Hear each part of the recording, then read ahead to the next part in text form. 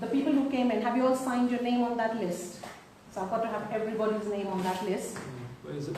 Yeah, big list. If you just sign your names, so this is just a fire precaution mandatory rule for them, and just have your names there ready. Can I request everybody to put your phones on silent as well, please, so that you're not disturbed during the talk? And would you like the talk to be talk shuru kar dena, ya if they come across questions about that relevant topic, then they can ask in between or later? I think I'll be very brief in what I am going to say, and I hope it will end by Maghrib. And thereafter, I would like question answer session to begin. Okay. So we'll hear him out, and then Maghrib and then question answer session. Okay. So inshallah we will start. आप अपने आप को introduce कराएं, and then we can start. And it will be taped, and it will be on the YouTube channel. So people who have not been able to attend tonight, then they'll have access to that as well. Bismillah ar-Rahman ar-Rahim. I begin in the name of Allah, whose mercy is profound, His kindness is forever. It really is a great pleasure for me to have been invited to this place. It's beautiful, picturesque, and I love the atmosphere. I can't introduce myself. I don't know myself quite a lot. I am an ordinary student of religion. I belong to an institute in Pakistan by the name of Al-Mawrid. Al-Mawrid was started by Mr. Javed Ahmad Ghamdi, who is the president. He's a renowned scholar. We, a few students who were inspired by his teachings, his way of research, we, together with him, are trying to understand our religion with an open mind.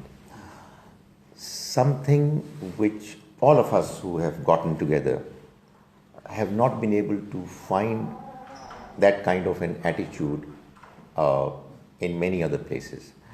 We are convinced that God's religion, first and foremost, needs to be understood. When we understand God's religion, we can disagree. We should disagree on the basis of arguments. The arguments have got to be religious. Because the Almighty has decided that there are going to be no further prophets coming to this world anymore, therefore, after the last prophet, may Allah's mercy be on him, nobody can claim that his or her views are final. So, it's a constant process of review and revisiting of what we understand in religion. And we encourage people to think, to ponder, to critically examine what we are saying, and to understand religion on their own. We are convinced that the more we understand religion, the more we are going to find that it's making sense, it's convincing us, and the more we are going to be inclined to practice it. Very briefly, I would like to say that people like you living in this country, in the Western world, I honestly believe have been sent to this country by the Almighty. We've come for various different reasons, probably for reasons of studies, for reasons of business, for reasons of employment, but it's the Almighty's scheme that you come here and you like it or not, you agree to it or not, you are representatives of God's message. You simply cannot shy away, run away from this reality. You carry a name which is a Muslim name. In most of the cases, we have skins of our color and faces which reflect the reality that we are Muslims. We go to masajid, it's well known. And therefore, we bear an important, heavy responsibility. For that reason, it's all the more important that we should know our religion more and more. Obviously, given the constraints and the limitations that you have while doing all the other the other jobs and tasks that you are undertaking, we should try to understand our religion so as to be able to practice it ourselves properly and to be able to let others know about it.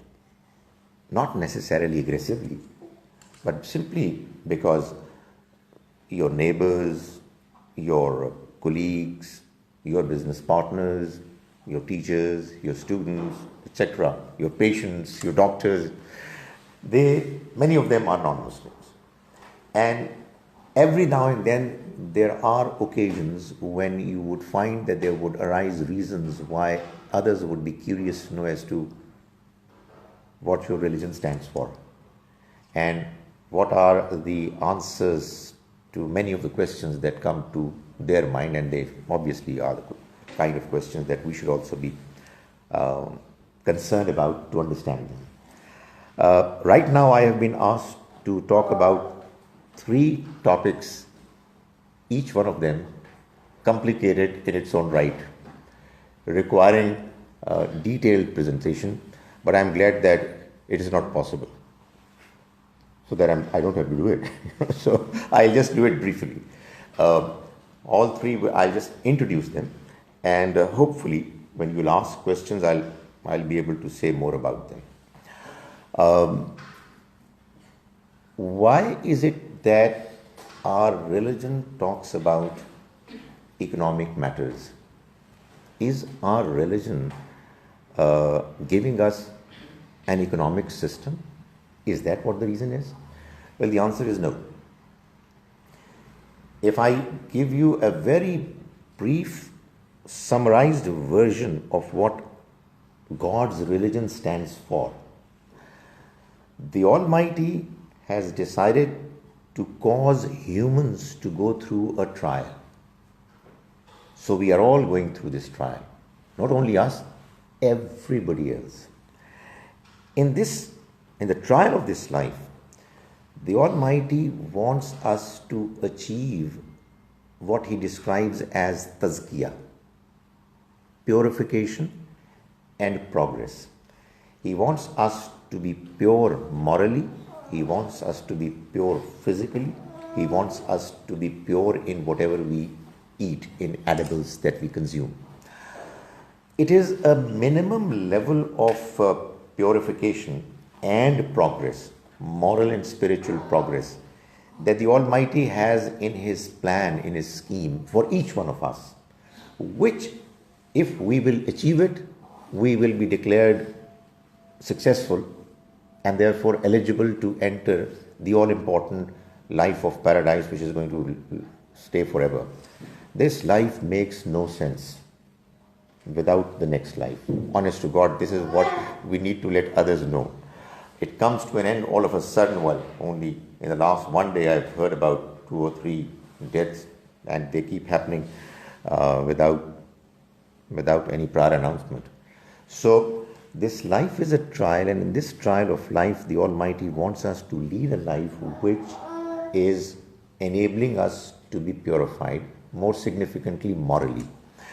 Because economic matters are important, we cannot do without them. Therefore, while He expects us to be pure in other matters, He also wants us to be pure in economic matters. What does that mean?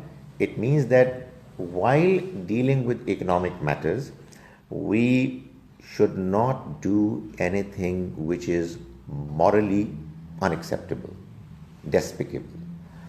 We cannot tell lies, we cannot bluff people, we cannot go against the promises that we make, and so on and so forth.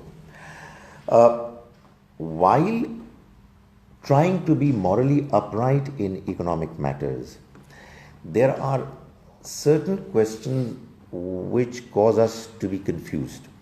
We are unclear whether it is morally acceptable or not. A few questions, not many. The Almighty has chosen to give His final verdict about those confusing, unclear areas. Otherwise, the rest of the questions about what is morally correct in economic matters and what is not is absolutely clear. There are no doubts. One such question is the question of riba. interest, soothe. The question is that if I give you something which carries value and it is of such nature that if you're going to consume it, it's going to disappear, exhaust. Like if I give you wheat, I give you rice, I give you currency, which when you will use, it will disappear. And then you will have to make it reappear. Am I allowed, is it morally okay for me to force you to not only pay back the value that I have given you, but also something in addition without fail? Can I bind you? If this question would have been left at the discretion of humans, they would have been confused. They are still confused. Well, in actual fact, people are confused even after the Almighty has given his clear verdict. But verdict he has given most clearly that interest, riba, is unacceptable. It is haram. I repeat, it was a confusing question. It was a question which was debatable. Those questions which are morally clear that you cannot do or you ought to do, you've got to do as Muslims. So a Muslim has to be morally upright more than others, because he knows that this morality has been given to us by God, and he knows that he is responsible, accountable to the Almighty on the day of judgment on the basis of that morality. Within the broad area of morality, there are only a few issues which are unclear, and one of them is interest, and the Almighty has given his verdict that it's wrong. Obviously, it raises quite a few questions. The modern economy functions on the basis of interest. Very important institutions, which a commercial institution, financial institution, which none of us can do without, commercial bank, is run on the basis of interest. How should it be done? From the point of view of Islamic teachings, did I make this initial statement that whatever I'm going to say, it's a disclaimer. It's going to be my opinion. You can disagree with it. So, don't think that what I'm saying is the last word. Probably it's the first word, and we'll need to talk about it. But the fact of the matter is, in my humble opinion, one of the introductions is that my PhD thesis, which I did from University of Wales, was a critique on Islamic banking. The Islamic banking that had been done up until 1993. It started in 1975 until 1993. I looked at it, and I looked at it critically.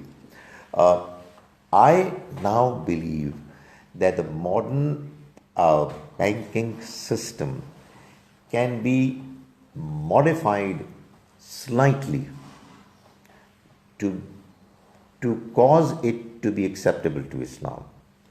All that you've got to do is to make sure to convince bankers that when a borrower is on the verge of defaulting for no fault of his, he should not be forced to pay back anything except the principal amount, and that too when it's possible for the borrower.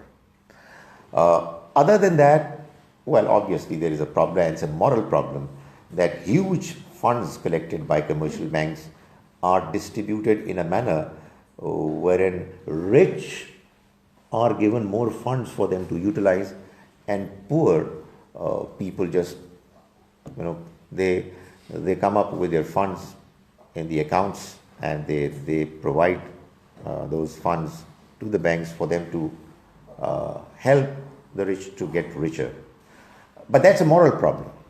But the problem of Sharia, the problem of the Almighty's clear verdict, is that it is at the moment riba ridden.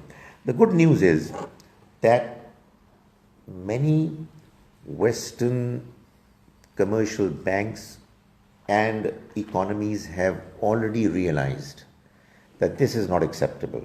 So, honest to God, it's a kind of a victory of the Almighty's message, that even if there are people who do not know what the message is saying, they have not as yet believed in that message, and yet they have started doing what the Almighty had been saying right from the beginning, that you will not force those people, that if you use it, it gets exhausted, consumed, it disappears.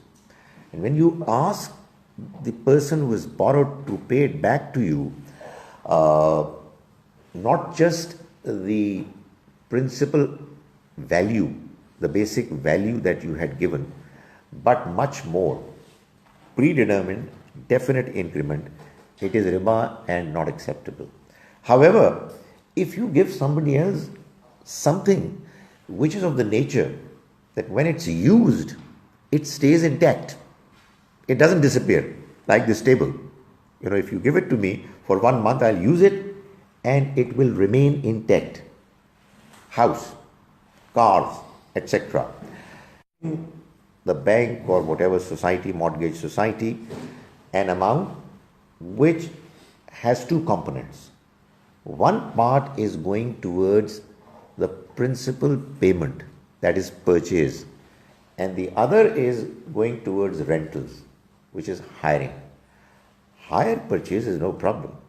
It enables people who would otherwise not be able to afford to buy a house to be prices by paying rentals all throughout their lives without owning an inch. But I mentioned that first and foremost, we must understand what our religion has got to say about it, and for that purpose, we would like to understand what the issue at hand is. The second question that I've got to talk about is the question on zakat. That again is a question of Sharia. As a human, as people who have been given an understanding, a morality which tells us what should be done and what should not be done, we do realize that if we earn something, and the Almighty has enabled us to be living well, we must share some part of what we earn with those who have lagged behind in the economic race. In many cases, for no fault of theirs. There is a rich-poor gap in this world. Had God Almighty willed, had He desired, He wouldn't have left any individual poor, needy. But the manner this life has been designed, the trial of this life has been decided.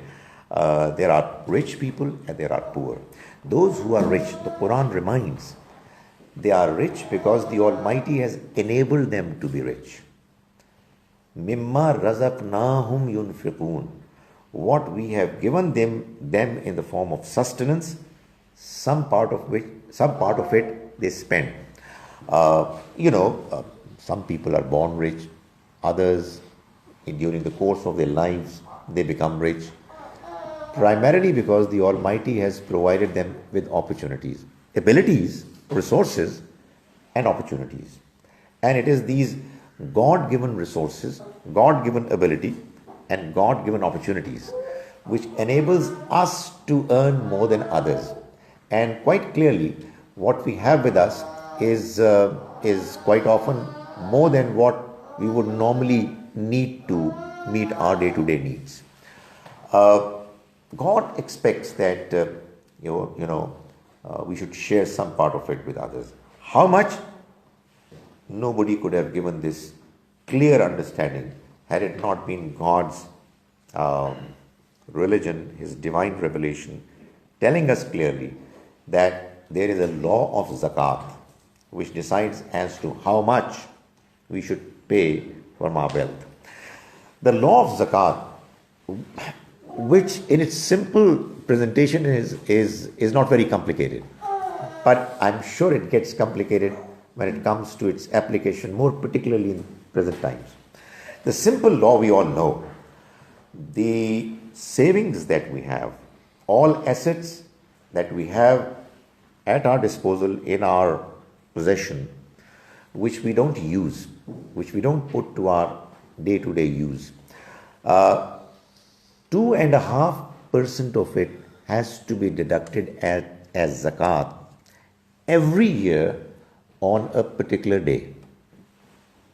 It is primarily the right and the duty of Muslim rulers that they should get zakat from their subjects, and then they should arrange for disbursing, spending it on on those avenues which deserve those funds to be spent on.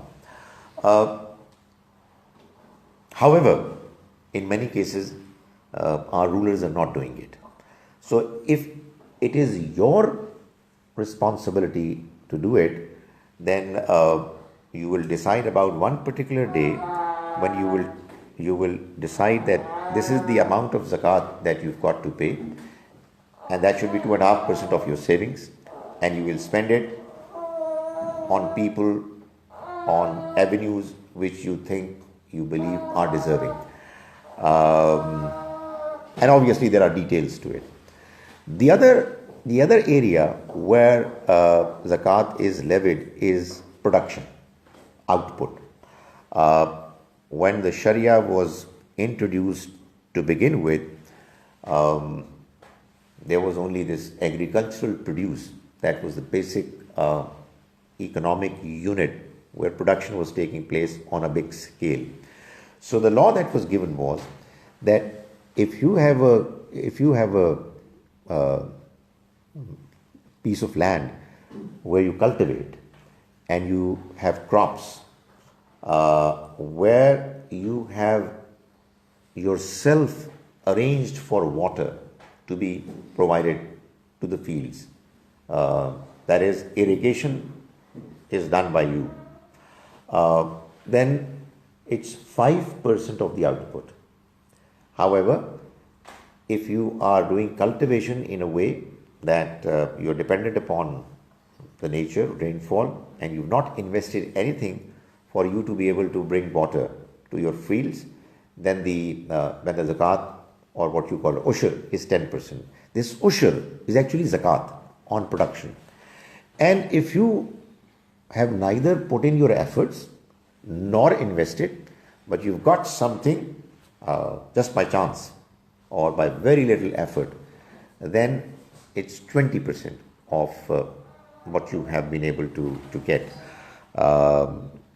In those days, it used to be said that it's applicable on ma'adin, on mineral resources, but now obviously you've got to work very hard at bringing out coal or salt, etc.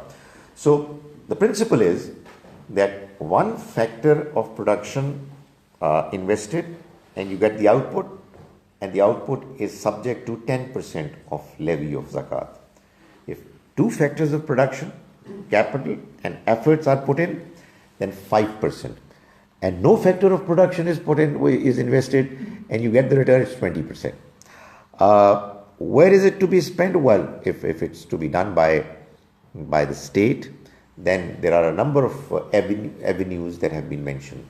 We will normally, when it's going to be our responsibility to spend zakat funds, we look at two things while deciding. Closeness of the individual to us. When I say closeness, proximity, it could either mean closeness because of the other person being our relative, or closeness because of the other person being our neighbor, or closeness because of the other person being our friend. So we know the person well, and therefore that person, because of him being close to me, is more deserving.